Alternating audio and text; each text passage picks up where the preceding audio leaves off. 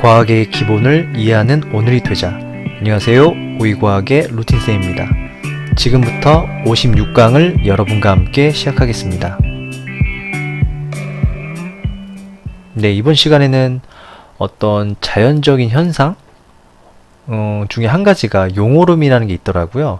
그 용오름에 대한 뉴스 기사를 보고 제가 생각나서 그 용오름과 관련된 과학적 이론을 조금 연결해서 한번 설명해 보려고 이번 주제를 이렇게 한번 정해 보았습니다. 근데 여기 보시면 저기압과 고기압을 제가 영어로 표시를 해 놓지 않았는데요.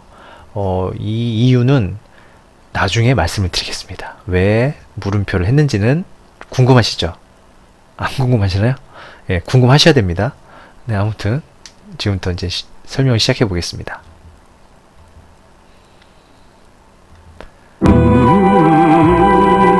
혹시 지금 여러분께서 기분이 저기압이신가요? 지금 기분이 저기압이라면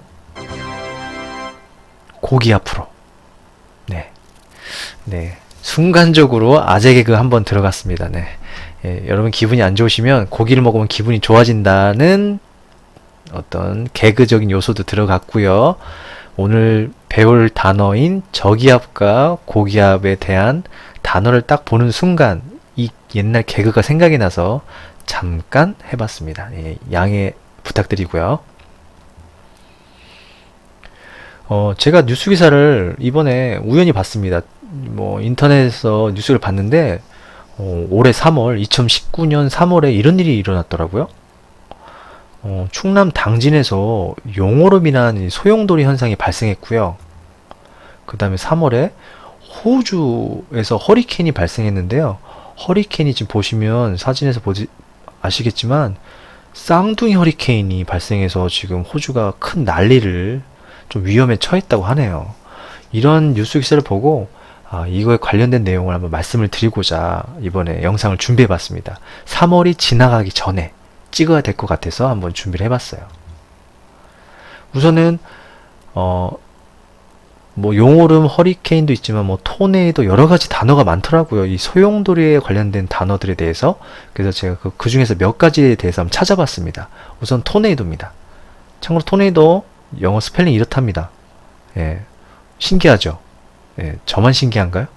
예, 토르나도라고 읽는 게 아니고 토네이도라고 읽는답니다. 아무튼 이런 토네이도 뜻을 찾아보니까 평야나 바다에서 생기는 바람이고요. 다른 말로는 트위스터 또는 사이클론이라고도 말하곤 한답니다. 그 다음에 이 토네이도 생기는 원리가 정란운이 생겼을 때 그 부분에서 공기가 상승할 때 만들어진다 이렇게 나오는데 이 정란운이 어떤 럭키 행운을 뜻하는 운이 아니고요. 어떤 구름의 한 종류입니다. 이거에 대해서는 제가 좀 이따 말씀을 드릴 거예요. 제가 왜 이 강조를 파란색으로 했는지는 이따가 말씀을 드리겠습니다. 토네이도는 이런 뜻입니다. 저는 바람에 대한 정확한 뜻을 가르치려는 게 아니라 이 바람들이 소용돌이가 생기는 원인에 대해서 말씀을 드리려고 하는 거예요. 두 번째는 허리케인입니다. 사진만 봐도 무섭죠? 허리케인의 뜻을 찾아보니까 북대서양, 카리브해 여러가지 저쪽 더운 지역, 열대, 중위도 지역에서 발생하는 열대 저기압이랍니다. 저기압? 저기압하고 허리케인이 무슨 관계일까요? 좀 이상하죠? 아무튼 이렇게 이 정도로 킵해두고요. 이번엔 용오름이죠. 우리말로 지었지만 참 멋있는 것 같아요. 용이 올라가는 듯한 모습이라 해서 용오름. 멋지죠? 용오름의 뜻을 찾아보니까 아무튼 땅 주위 바람과 높은 곳의 바람이 바람의 방향이 달라서 생기는 공기의 흐름 현상이라고 나오는데 솔직히 말하면 외국에서 미국에서 이런 지역 평야나 바다에서 생기는 토네이도를 우리나라에서는 용오름이라고 말하기도 하고요. 근데 용오름을 발생시키는 원인을 찾아보니까 이 원인이란 뜻입니다. 급격히 발달한 정란운. 여기도 정란운이 들어가네요.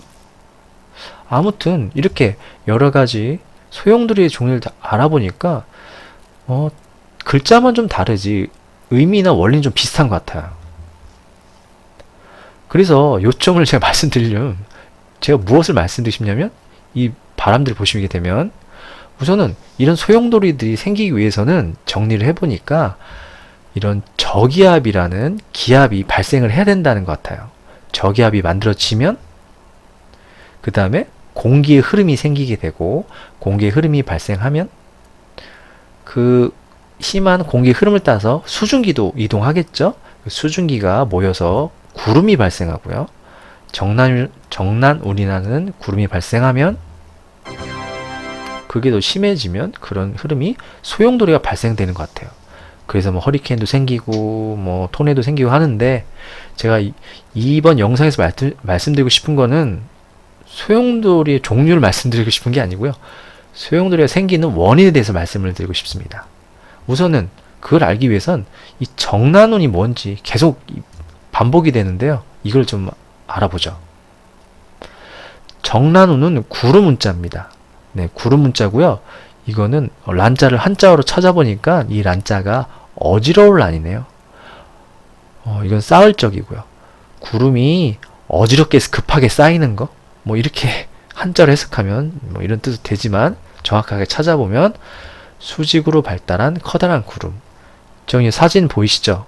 사진을 보시면 구름이 이렇게 위아래로 수직으로 길쭉하게 형성된 걸 볼 수 있어요. 좁은 지역에 급격하게 수증기들이 모인 걸 구름이라고 하는데, 급격하게 모인 걸 특히 정난운이라고 하는 것 같아요. 참고로 구름의 모양은 뭐 크게 뭐 10종류의 이름으로 붙이곤 하는데, 저도 구름의 종류는 다 외우지 않았고요. 그냥 대표적으로 몇 가지만 알고 있습니다. 네, 이 정도만 아시면 되고요. 그리고 이 정난운이 이렇게 좁은 지역에 급하게 수증기가 모여서 구름이 생겼기 때문에 샌비구름 또는 소나기 구름이라고도 합니다. 왜? 비가 많이 와요. 소나기가 좁은 지역에. 그리고 급하게 생겼기 때문에 구름 속에 전기를 띠는 입자, 전하들이 많아가지고 운간방전, 구름과 구름 사이에서 번개가 치기도 하고요. 대지방전, 땅으로 떨어지는 번개가 발생하기도 한답니다. 아무튼 심각한 힘을, 아니면 강한 힘을 가진 구름이라고 생각하시면 돼요. 아까 말씀드렸지만 소나기가 우박이 오기도 하고요. 너무 갑자기 수증기가 모였기 때문에 떨어질 수 있겠죠. 이런 구름은 특히 여름철에 잘 발달하기도 하는데, 겨울철에도 발달을 한답니다. 생긴다는데, 겨울철에는 전선을 따라 생성된다라고 여기 나오네요.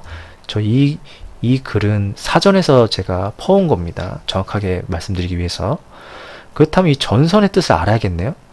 나머지는 다 이해되시죠? 네, 그렇게 어렵지 않은데, 전선. 이거 뭐, 구리전선 뭐 이런 전선 말하는 게 아닐 것 같은데요.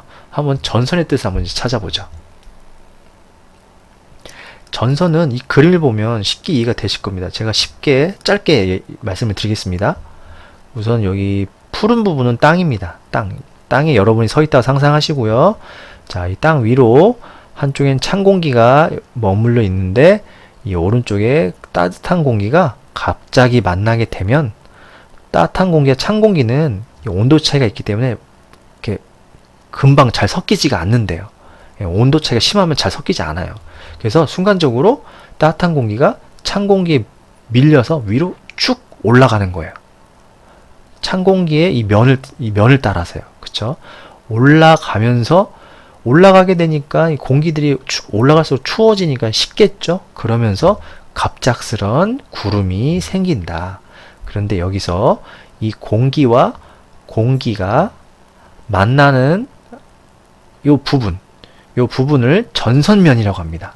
공기와 공기들이 만나는 요면은 전선면이라고 하는데, 이 면이 땅에 닿았을 때, 이 땅에 닿은 부분을 전선이라고 하는 거예요. 이해되시나요? 지금 여긴 예시로 한랭전선에 대한 그림의 예시입니다. 다시 전선의 뜻을 말씀드리면, 여기 기단이라 써있는데, 기단은 공기덩어리입니다. 성질이 다른 두 개의 공기덩어리가 만났을 때 경계면인 전선면이 생기고요. 전선면이 땅과 부딪혔을 때 선이 생기겠죠. 그런 선을 전선이라고 하는 겁니다. 즉 이런 곳에 구름이 생긴다 라고 이해하시면 될 것 같고요. 제가 제일 중요하게 말씀드리고 싶은 게 바로 기압, 저기압과 고기압입니다. 제가 그러니까 처음에 아재 개그를 저기압과 고기압으로 했겠죠. 이 저기압과 고기압 때문에 소용돌이가 발생되는 거거든요. 그래서 이거에 대해서 제가 자세히 말씀드리겠습니다. 이건 교과서에도 나오고요. 상당히 중요한 내용입니다. 저기압이 우선은 이거 가르쳐 드리기 전에 저기압을 영어로 찾아보니까 뭐 low pressure, 뭐 낮은 기압, 낮은 압력 이렇게 표시하기도 하는데 대부분 저기압을 영어로 표현할 때는 아래에 제가 다음 보여줄 영어 단어로 표현을 합니다. 근데 저도 이번에 처음 알았어요. 바로 저기압이 영어로 보이시나요? 사이클론이라고 한답니다. 저기압을 영어 단어로. 저도 이거 놀랐습니다. 저는 저기압은 저기압이고 사이클론은 사이클론인 줄 알았더니 같은 뜻이었더라고요. 이러니 저나 여러분들께서 단어에 혼동이 올 수밖에 없어요. 그쵸? 예, 사이클론이 저기압이라는 뜻도 있습니다. 자, 근데 이제 말씀을 드릴게요. 이제 저기압에 대해서. 자, 지금부터 잘 들으셔야 됩니다. 하나 제대로 이해하시면 다 이해할 수 있어요. 자, 여러분은 지금 여기 서 있는 겁니다. 근데 여기 땅입니다. 땅. 서 있으니까. 자, 여기 서 있는 땅 주위에, 여러분 서 있는 부분에 공기가 적다고 생각해 보세요. 그걸 저기압이라고 표현합니다. 공기가 적어요. 그런데 여기 여러분 주변을 제외한 저 멀리 먼 부분들은 공기가 많다고 가정을 합시다. 그러면 고기압이겠죠? 그러면 공기들이 이동을 합니다. 힘이 센 곳, 고기압에서 저기압 쪽으로. 왜냐하면 저기압은 공기량이 적으니까 빈 곳이 많겠죠? 이해되시죠? 그렇게 되면 공기들이 막 가운데 여러분이 서 있는 곳으로 막 들어옵니다. 들어오게 되니까 여러분이 있는 가운데 부분에 공기가 가득 차게 되겠죠. 가득 차는데 계속 들어옵니다. 주변에서. 들어오게 되면 그 공기들이 갈 데가 없어서 하늘 위로 올라가는 거죠. 그걸 우리는 어려운 말로 상승기류가 발생한다 합니다. 공기가 순간적으로 위로 올라가니까 올라가면서 식습니다. 식어서 구름이 생기는 거예요. 그래서 여러분이 일기예보 들었을 때 저기압의 영향으로 뭐 구름이나 비가 오겠습니다. 이런 말하는 이유가 저기압일 때는 구름이 생길 수밖에 없는 구조입니다. 이해되시죠? 그런데 요 반시계 방향 뜻은 여러분이 서 있는 쪽으로 공기가 들어올 때 그냥 들어오는 게 아니고 회전을 하면서 들어온답니다. 그게 반시계 방향. 제 마우스 포인터 보이시죠? 이게 반시계 방향 돌면서 여러분이 있는 가운데 부분으로 들어온다. 그런 얘기입니다. 이게 회전한 이유는 지구가 자전해서 그러는 거예요. 그렇기 때문에 북반구라 표시되어 있죠. 우리나라가 북반구에 있으니까 북반구에 있는 나라들은 저기압 발생 시 반시계 방향으로 공기가 들어오고요. 당연히 남반구는 반대겠죠. 생각보다 어렵지 않죠. 그렇다면 고기압은 제가 크게 설명할 거 없습니다. 저기압과 반대 현상이니까. 여기 땅에 여러분이 서 있으면 여러분 주위에 공기가 많은 거고요.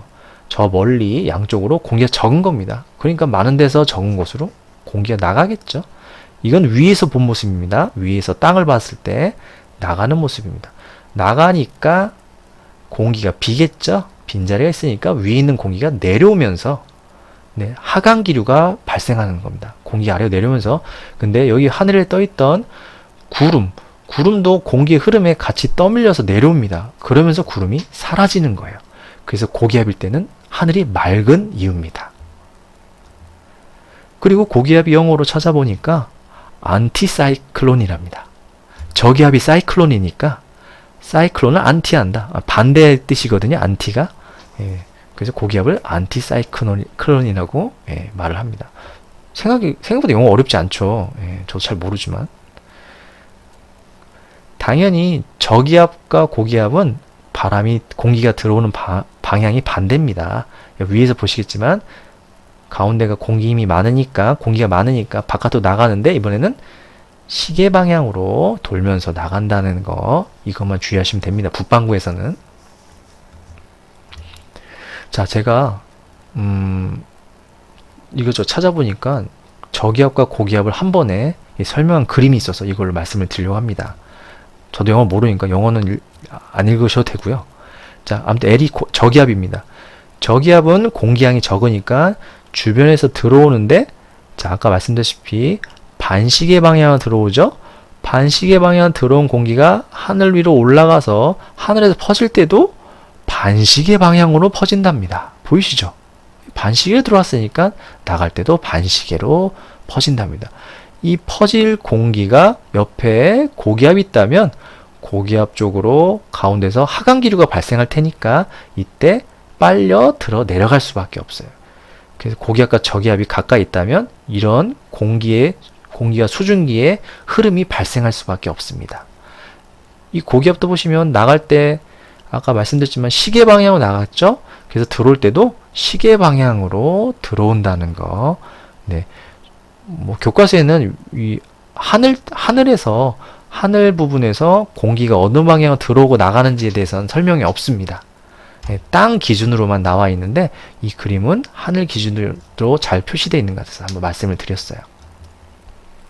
결국 기압이 중요한 겁니다. 기압 때문에 모든 대기에서 벌어진 현상이 기상현상이 발생하는 거거든요. 기압은 아시겠지만 공기 중에 있는 대기, 뭐 공기라고 이해하시면 돼요. 공기가 단위 면적 1제곱미터를 수직으로 누른 힘을 기압이라고 하는데 당연히 지구가 기압이 다 똑같을 리가 없죠. 기압의 차이가 발생하면 그 차이로 인해 공기의 흐름이 생기고 공기의 빠른 이동으로 인해서 그 공기에 있는 공기와 수증기가 같이 이동하겠죠. 그러면서 온도 변화가 발생하게 되고요. 당연히 온도 변화가 발생하다가 온도가 차가워지면 수증기가 모여서 구름이 생성되기도 할 겁니다. 구름이 없어지기도 하겠죠. 동시에 이제 그런 구름이 생성되면서 공기 흐름이 계속 점점 빨라질 수도 있겠죠. 점점 기압 차이가 심해진다면.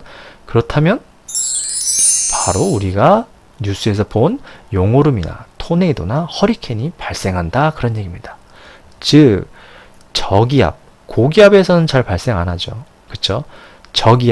저기압이니까 땅 주위가 저기압이니까 공기가 막 들어옵니다. 예, 가운데로 여러분이 서 있는 부분 들어오면서 하늘로 올라가면서 구름도 생기고 소용돌이도 생기고 네, 허리케인도 생기고 그러는 겁니다. 이해되시나요? 네, 제가 어떻게든 그 뉴스에서 본 그 자연 현상을 가지고 과학적 원리를 연결시켰는데 어찌 뭐 이해를 잘 되셨는지 모르겠습니다. 제가 최선을 한번 다했는데 네, 결국 네, 토네이도 허리케인이 끝나는 순간 제 영상도 끝이 나게 되겠죠. 여기까지 마치고요. 예, 앞으로도 많은 관심 부탁드리겠습니다. 당신만의 루틴으로 과학을 공부하는 오늘이 되기를 바라겠습니다. 다음에 만나요.